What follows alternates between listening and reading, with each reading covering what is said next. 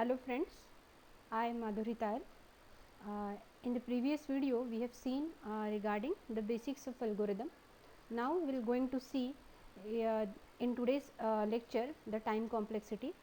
I have divided the time complexity lecture in two parts. Each lecture is having different kind of loops. So in this lecture or in this video I will be covering the for loop aspect and its time complexity. If you want to go ahead, before that you should know the basics of algorithm. So please refer the previous video. If you are okay with it, now we can go ahead with this lecture now. So now proceeding further. So now this is one code that I have written, that for I equals to 0 up to the n and then I plus plus, then in the in braces the statements are written. Now please verify how many times your loop runs. So I have written on the right hand side of our for loop, the first loop will be executed n plus 1 times and the inner statements will be executed n times. So total, if you will be adding it, it will become 2n plus 1, but the order of your polynomial, that n, is n only. So we can say that the time complexity will be O of n.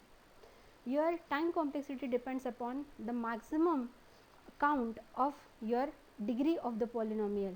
Here the degree of the polynomial, even after calculating 2n plus 1, it is n to the power 1 only. So we can term it as O of n.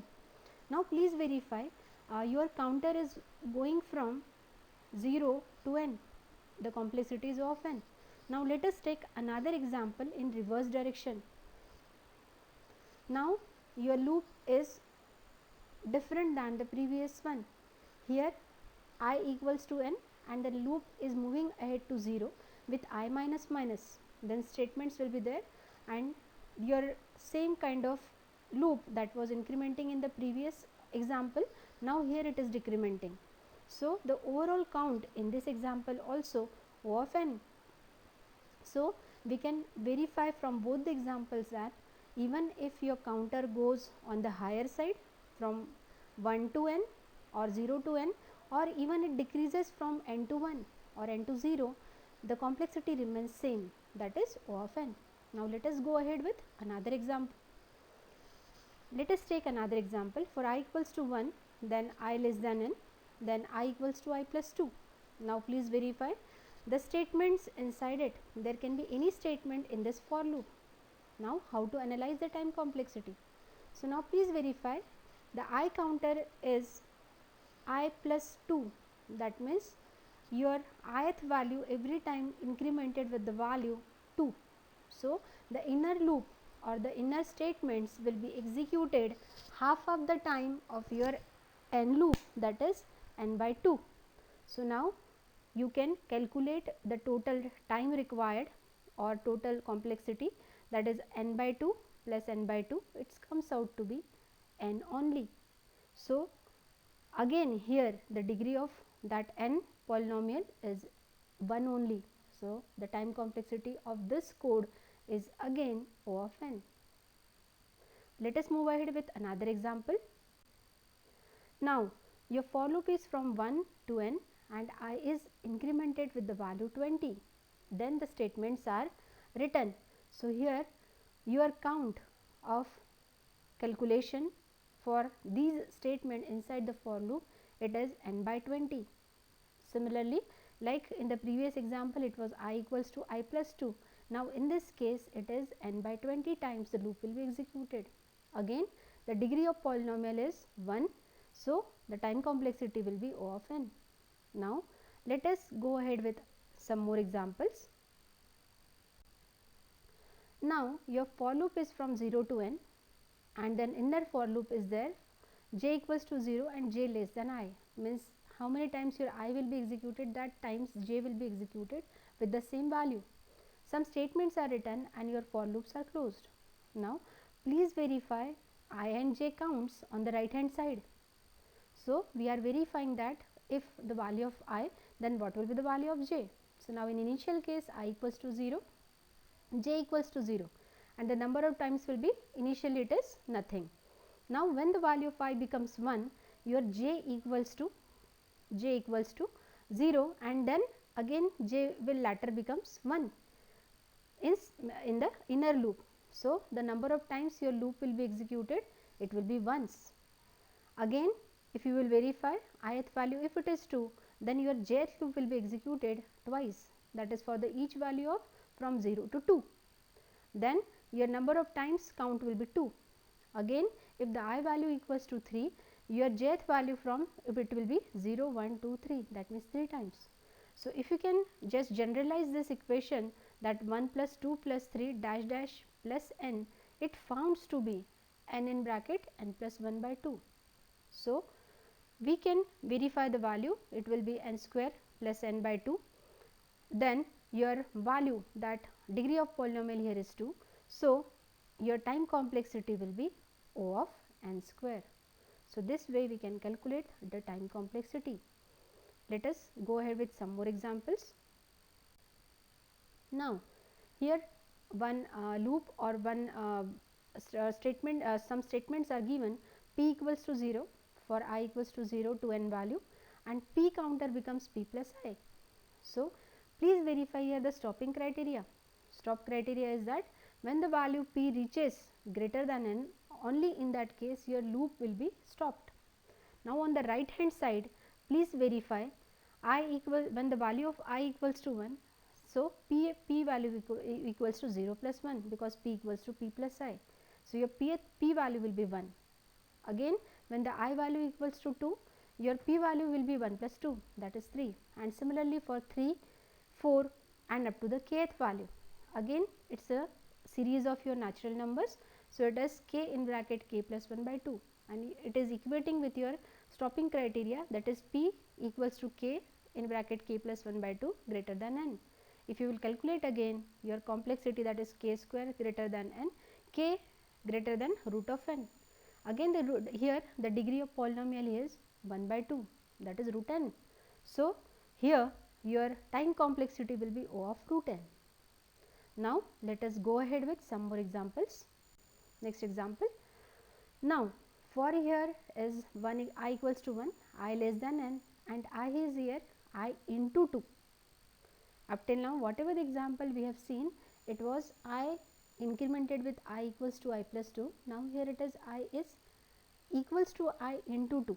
So now please verify how it is getting executed with the value of I. Now suppose I value is 1. Now then the next ith value equal to 1 into 2, that is 2. Again the next value will be 2 into 2, 2 square. Again the third value of I, it will become 2 square into 2, that is 2 cube. So every time your 2 power is incrementing. So can we say it is 2 to the power k? Yes. Now the stopping criteria for this loop is when I greater than equals to n, then only your algorithm will be stopped. So now I will be equating I equals to the 2 to the power k series. So stopping criteria equal to the value of your ith variable. So it is 2 to the power a greater than equals to n. That means if I want to calculate the value of k k, then k becomes log of n to the base 2. That means the complexity of this code is O of log of n to the base 2.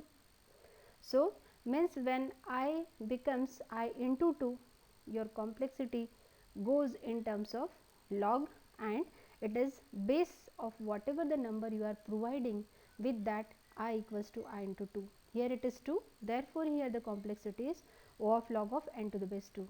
If here it is I equals to I into 3, then here the complexity definitely will be getting it as log of n to the base 3.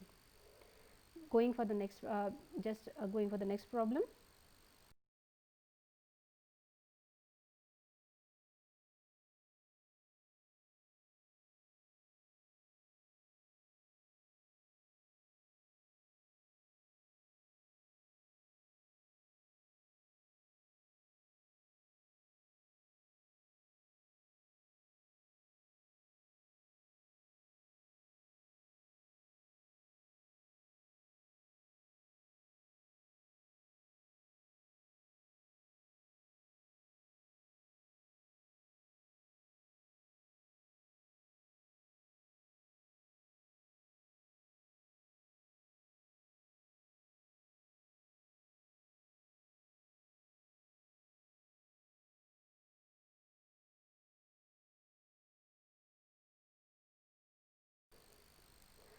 Another example, for I equals to n, I greater than equals to 1 and I equals to I by 2. Now again it's a very different example than the previous one. In the previous example it was I equals to I into 2, and before that we had taken I equals to I plus 2. Now please verify how the difference is there from I equals to I plus 2 to I equals to I into 2, and now here I equals to I divide by 2. So now you can verify the value of your I when I is there and then n is there. So if n, you can the value, initialize the value, then your that I value will be n by 2. Then again in the next case it will be n by 2 to square. Then in the third case it will become n to the power 3. That means we can say n divided by 2 to the power k. Now you are assuming that your that termination condition will be when I less than 1, at that time this loop will be off, this loop will be terminated. So we are equalizing the both terms, that is n divided by 2 to the power k less than 1. So we can get the value here n equals to 2 to the power k. That is, if we can calculate the value of k, then it will be k equals to log of n to the base 2. So that means we can generalize what we can call it as the complexity is O of log of n to the base 2. So whenever there is a multiplication of your ith value in the increment or decrement of thing, whether it is multiplication or division, you will be getting the complexity in log, and with the base value as whatever it is into 2 or divide by 2, it will be that 2 value here. If it is I equal to I into 3 or I divide by 3, then you will be getting the complexity as O of log of n to the base 3. Moving ahead.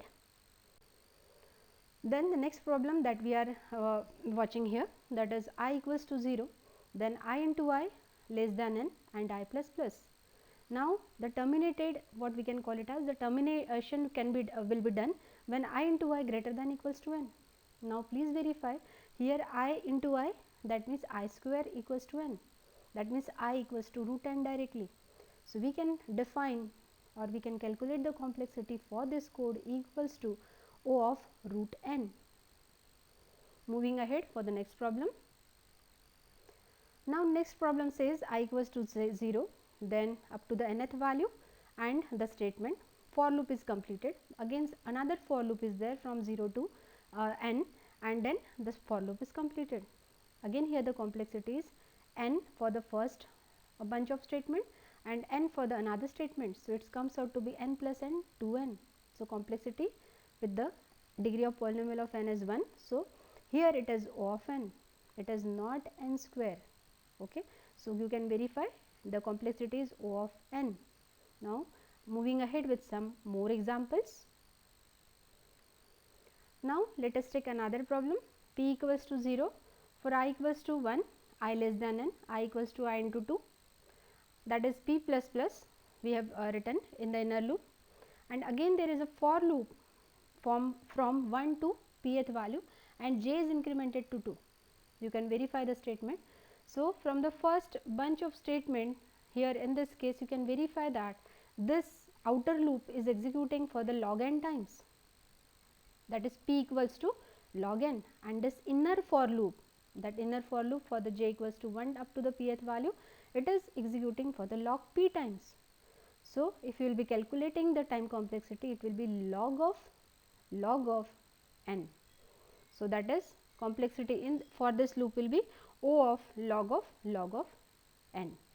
Why? Because the inner loop is for a log, and the outer loop is as a for the log, and the inner loop also executing for the log times. So it will be log of n. Continuing further, let us take another example. With the previous we just we have removed only that closing brace here. So now here outer loop, whatever it was in the previous example, now here it is not the outer or inner loop, it is two independent loops are there, that is for loop from 1 to n and I equals to I into 2, and for j equals to 1 to j up to the pth value and j equals to j into 2. So every for loop here it is for the log n times. Again this loop is for log p times. So you can verify log n plus log p, the degree of polynomial will be log n only. So the complexity of this code will be O of log of n only. So the difference was with the previous example and this example was, in the previous case it was only for the outer, it was 2 loops were in between them, means one was the outer loop and one was the inner one. Now in this case independent 2 loops are mentioned, therefore the complexity here is O of log of n. The last example here in this case for the for loop, again 0 to n, then j is moving from 1 to n and j is here j into 2. You can verify the complexity for the first code, it is n. Another second for loop, it is n into log n. Why? Because j counter is going from j into 2. So it is log n and then it going up to the nth value. So you can verify the value after addition of n plus 2n log n for every code. So it founds to be 2n log n plus n. So the order of polynomial here is n log n. So the complexity will be O of n log n. Another example, for I equals to n, I greater than equals to 1 and I equals to I by 2. Now again it is a very different example than the previous one. In the previous example it was I equals to I into 2 and before that we had taken I equals to I plus 2. Now please verify how the difference is there from I equals to I plus 2 to I equals to I into 2 and now here I equals to I divide by 2. So now you can verify the value of your I when I is there and then n is there. So if n, you can the value, initialize the value, then your that I value will be n by 2. Then again in the next case it will be n by 2 to square. Then in the third case it will become n to the power 3. That means we can say n divided by 2 to the power k. Now you are assuming that your that termination condition will be when I less than 1, at that time this loop. So thank you for watching this lecture. So I am hoping that from in this lecture we have studied the time complexity using for the for loop.